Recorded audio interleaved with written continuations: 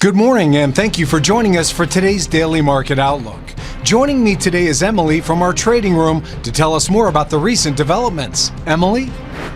Oil prices closed slightly higher in choppy trading as a steep draw in US fuel stocks outweighed oversupply concerns and demand worries stemming from a stronger dollar. Ongoing economic growth, a solid job market, and inflation that remains above the 2% target means the US central bank does not need to rush to lower interest rates and can deliberate carefully, Federal Reserve Chair Jerome Powell said in his latest speech. Pepe, the largest Ethereum-based meme coin by market capitalization, is on track to continue the recovery.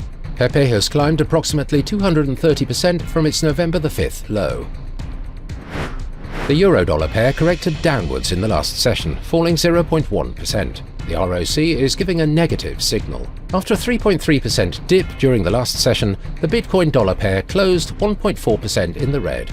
The ROC is giving a negative signal. The pound-dollar pair corrected downwards in the last session, falling 0.1%. The stochastic indicator is giving a negative signal. The Aussie-dollar pair dropped 0.3% in the last session. The stochastic indicator is giving a negative signal.